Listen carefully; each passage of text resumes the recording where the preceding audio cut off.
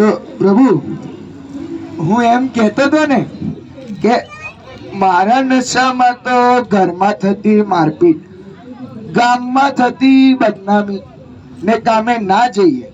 અરે ભાઈ કામે ના જઈએ તે માથે વધતું દેવું ને બેસ્ટ પાર્ટ તો એ છે ને કે બધું જ ખરાબ થઈ રહ્યું છે એની જાણ હોવા છતાં પણ બનતો આપણો ગુલામ.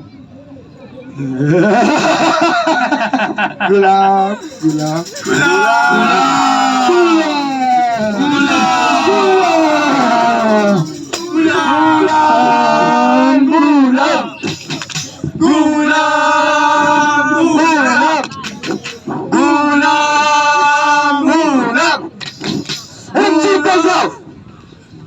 આ શું ગુલામ ગુલામ ગુલામ કરો છો?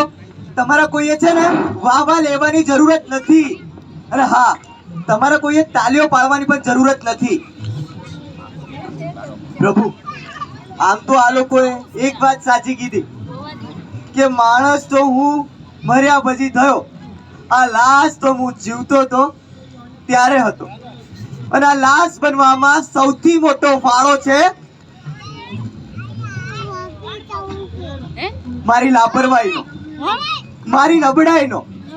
અરે આ લોકો મને શું લાશ બનાવવાના હતા? મેં પોતે જ મારી જાતને આમને સોંપી દીધેલી. અને એની સજા ફક્ત મને નહીં, મારા આખા જ પરિવારને કોઈ પણ કારણ વગર મળી.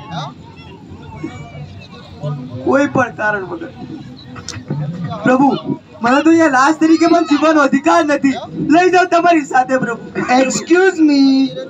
Hello, sorry to disturb you all, but મર્યા પછી ડાપણ નકામું નહીં.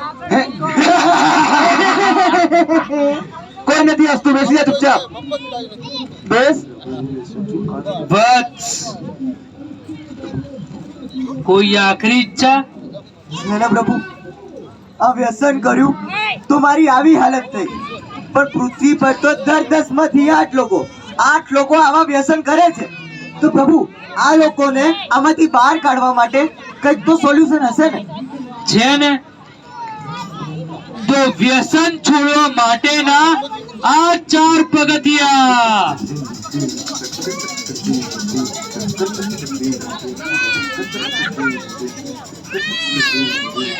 તો વ્યસન છોડવા માટેનું પહેલું પગથિયું છે કે દ્રઢ નિશ્ચય કરવો કે આ વ્યસન એ ખોટું છે. અરે ભાઈ, તમને તો ખબર હોવી જોઈએ ને કે જે ખાવ છો એ ખોટું છે. તો બીજું પગથિયું, વ્યસનથી થતા પોતે, પોતાના પરિવારને અને આર્થિક રીતે થતા નુકસાનને સમજો. અરે એક ઝટકે તો નહીં જ જાય ભાઈ, પાછું આવી જ જશે. એટલે જ્યારે પણ વ્યસન કરો ને, આ જોખમને યાદ કરો. ત્રીજું પગથિયું, વ્યસન થાય ત્યારે સાચા દિલથી મનમાં પછતાવો કરો. અમે લોકો સમજીએ છીએ કે કામ કરતા 20 વાર ફાંકી ખવાય, પણ 20 વાર મનમાં પછતાવો કરવો અને ફરી એવું ના થાય ને એ માટેની શક્તિ માંગવી. પ્રભુ, આ થોડીક વાર ફરી ઈચ્છા થાય તો શું કરવાનું? બાકી ખાઈ લેવાની એમ? ના, તો ફરી પસ્તાવો કરવાનો, ફરી નિશ્ચય કરવાનો. અને જે વસ્તુનો પસ્તાવો દિવસમાં 20 વાર થશે ને, એક વાર તો અમલમાં જરૂર આવશે. ત્યારે તમારું ખુદનું શરીર સાથ આપશે. અને ભાઈ, આવા કેટલા વ્યસન આપણાથી દૂર થઈ જશે. સમજ્યા? તો ચોથું પગથિયું. પ્રભુ, આ ચોથું પગથિયું કહો પ્લીઝ, રિક્વેસ્ટ. હા, ચોથું અને છેલ્લું પગથિયું, ઉપરાણા લેને કા નહીં. કોઈ કે વ્યસન ખોટી વસ્તુ છે તો એને સ્વીકાર કરવાનો. આમ નહીં કહેવાનું કે ટેન્શન છે, 2 દાડા ખાઈ લેવા દે, કાં તો કામનું પ્રેશર છે એટલે 1 બાટલી મારવી જ પડે. કાકા, આ વ્યસન તો નહીં જ કરવાનું, કારણ કે આ રક્ષણ જ એક દિવસ ભક્ષણ બની જશે. સમજે ને મનસુખભાઈ? હા. ચિત્રગુપ્ત, જી પ્રભુ.